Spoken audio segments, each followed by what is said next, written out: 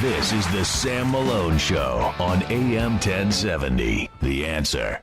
Heidi Thiess is back on the program with us. She's with the League City Council, and I met her through Brandy Lifts, the owner of the Arms Room, and she says, you got to meet Heidi and have Heidi on your show. I said, why? She's like, well, you should see her webpage. And I went to the webpage, which is Heidi for Texas, for her city council, election page, and it's all quotes of like Thomas Jefferson.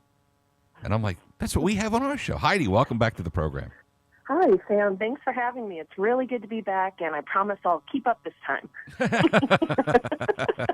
No, your first appearance was great. You did a great job. Oh, thank you. Former military officer, and you're a federal firearms. Right. You're a dealer, right? A dealer, right. Yeah, okay. And a city council person. I'm trying to think of all the things you do. And a mom. And a mom. Well, actually, mom goes first. Mom goes first, right? Then wife, and then then a Tea Party or city council, former military, and federal firearms dealer. Okay, now I got an email from y'all about, and of course the big story across America is the filthy, disgusting scandal by this administration, in direct violation of the First Amendment to the Constitution, the right to assemble and such, the attack of the IRS against the Tea Party. Yes. And we've been collecting stories, like Catherine Engelbrecht was on the show, I think on the Monday or Tuesday, how she was harassed with True the Vote and King Street Patriots, the IRS, OSHA, BATF, and such. What happened with now? Is this Clear Lake Tea or League City Tea? This is Clear Lake Tea Party. Okay, what happened with Clear Lake Tea Party? Well, we were originally founded in February of 2009, just like many of the other Tea Party groups across the nation that were part of the movement. And in November of 2009, we filed for 501c4 tax-exempt status. There were several groups, grassroots groups ahead of us that had applied and had gotten their approval for tax-exempt status fairly quickly. So we were expecting a response within a nominal amount of time, maybe a couple of months. Well, about 7 months went by. We hadn't heard anything. There was no status update. We were trying to work with the Taxpayer Advocate Service of the IRS, talk about the the fox in the hen house. How'd that work out for you? Yeah, not so well. Hello, IRS, customer service. We're with the Tea Party, and we'd like, hello. Taxpayer advocacy is probably right. not one of the jobs the IRS does very well. Right. So with no movement, our founder, Lisa Gonzalez, who is also our CPA, sent an inquiry, and they responded with copies of much of our literature. It was obvious that there was already a case manager on our account, and they responded with a letter that listed 19 demands over and above what we had to fill out in the application in the first place. All right, so here's the deal. And this is and by the way, Heidi Thiess from League City, Clear Lake Tea, they want the 501c3, 4, whatever it is, tax-exempt status. Mm-hmm. They're told, yeah. Months and months and months, more than a half a year go by. Then they hit you up with the new list of new demands. What's on the new list?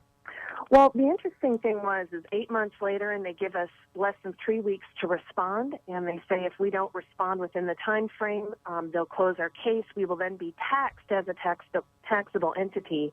So after sitting on it for 8 months, they give us 3 months to respond to the request for all of our promotional materials, any materials distributed during our events. And remember, when we have events, there might be 10 or 12 tables set up of various other grassroots organizations. They required that. What's interesting, Sam, is that they wanted to know not just our current and past activities, but they also wanted an extreme level of detail on our future activities. No less than 4 times in the 19 demands that they had of us, they wanted to know what we were going to do, what we were planning to do, what our future plans were, and they asked for it 4 times. And remember, all of this is under a penalty of perjury. They made that very clear on the front page that if we did not respond in a complete manner, we could be perjuring ourselves. Wasn't there something also on the list about they wanted to know who the guest speakers were and their qualifications? Yes, they wanted to know who our speakers were, their qualifications for events. They wanted to have the resumes of each of our board members, all of the information found on our social networks. They wanted we were hosting at the time, or planning to host job interviews, which is something that we've become fairly well known for. Probably our biggest one was the U.S. Senate race.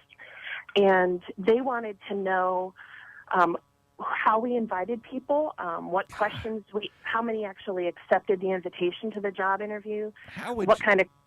Well, I'll stop for a second, because A, how would you even answer some of these questions? Well, B, that's kind of the point, right? And what kind of Nazi organization, seriously, Heidi, what kind of Nazi organization, Gestapo tactic, Stasi East German organization, would sit there and go, who's speaking at your events and what are their qualifications? What? Let me see your Facebook and your Twitter, Heidi. Mm-hmm. Well, you had mentioned previously about Catherine Engelbrecht's groups with True the Vote. Well, we were specifically asked about our relationship with the King City Patriots, and we know that they meant King Street Patriots. And then we were hosting a lot of videos on our website. They sent copies of our website, and then they asked us for scripts from our YouTube videos. So you're supposed to sit there and transcribe. Correct. But take a step back. Why would they want to know, Heidi? By the way, Heidi Thiess from the League City Council, but this is about Clear Lake's Tea Party harassment by the goons at the IRS. Why? Let's see. Did they explain why they wanted to know about your relationship with King Street Patriots? No, there's no explanation for why they wanted to know. All we knew is that the case manager already knew about a connection, and they knew about our work in other grassroots efforts like, say, Operation Pink Slip. But what was interesting is they wanted to know our thought process. They wanted to know our relationship with King Street Patriots. They wanted to know our thought process behind how did we decide who we wanted to be fired in Operation Pink Slip. The level of detail that they were requiring in less than 3 weeks was really meant, I think, to deter and tyrannize. Yes, it was to intimidate and scare so that you would go, the hell with it. We'll just, not do it. And you would tell your friends. And meanwhile, the woman who oversaw that, Sarah Hall Ingram, was commissioner of the Office of responsible for the tax exempt organizations between 2009 and 2012. Mm-hmm. Okay, she left the IRS. She got out before the axe fell. She's now director of the Obama Health Control on the IRS side. How apropos, because the IRS is going to be the enforcement arm of Obamacare. So how appropriate that she's moved over there. How did it wrap up, Heidi, that this disgusting, constitutional violating behavior of a government organization, how did it end up? Well, we just dropped our application. We said not only are we not going to provide you with any of this information, we filed instead as a Texas state tax-exempt corporation that pays its taxes in order to exercise our First Amendment rights. So we are now a state corporation.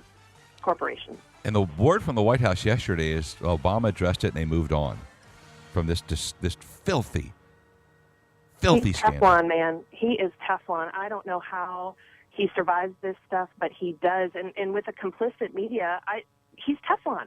Yep. What it's going to take. What he's done is far worse than Watergate.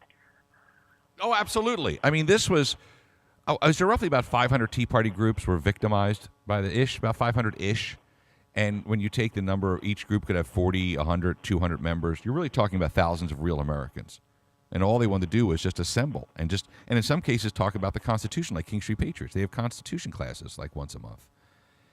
Well, and I want to make clear to people that we very, very closely guard our membership lists for this exact reason. We have never distributed contact information to any third-party organization. Good. Well, we very closely guard it because we are afraid of retaliation. I shouldn't say afraid. Afraid isn't the word. We expect it because the IRS, with the complicity of the media and both party establishments, both parties. Remember, the Republicans are not clean in this. Mm-hmm. They've colluded with the smear and the attacks on the Tea Party. Because the Tea Party was probably the most fearsome movement both parties and the established government have seen in a long time. Right, you scared a lot of people. And there's money to be made in those hills, Heidi. And you shook up a lot of people, and they're like, "Oh, damn Tea Party." Yes. I mean, there are some. I think it's most like 80% or 90% Democrats and a smaller percentage, but there's Republicans involved in your attacks. There's no doubt about it. Well, keep up the good work. We're proud of you here, and we've got we'll provide cover fire for you. Thank you, Sam. It's not easy. Thanks for listening to our story. I'm collecting these stories because these are real Americans here. In fact, you're on the League City Council, but real Americans who just wanted to assemble, Heidi. Mm-hmm. It's the Constitution. It's our First Amendment. And this administration is an enemy of the Constitution. From the First, the Second Amendment, the Fourth, the Fifth, and the 10th. And if I'm wrong, please call me and correct me, but I'm not. No. Did you hear the statement from the former commissioner of the IRS who claimed that the Tea Parties kind of deserved what they got because they asked for it, because they had applied in the first place? And he said that the 501c4 was not necessary for tax-exempt status. Did you see that? I didn't catch the you deserve. That's the horrible thing. That's like whatever. They can all, you know what? Put it back on us that, well, they asked for it, and he said, they didn't even have to. They could have been treated as tax exempt without the 501c4. That is absolutely false. That is a lie that he's put out there. I've started to see this video float around. Well, the Tea Parties opened themselves up to this because they applied for tax-exempt status in the first place when they didn't have to. Not true. He's putting out false information. Hard to believe. Let me get to the break. Heidi Thiess from the League City. By the way, I'm heading down to the arms room today, so I'm going to shoot in honor of our conversation. Awesome. You'll have a blast. I'm going to make sure my skills are sharp. Thanks for being on the show with us, okay? All right. Thank you, Sam. Heidi Thiess joining us here on the Sam Malone Show. AM 1070, The Answer, back in a second.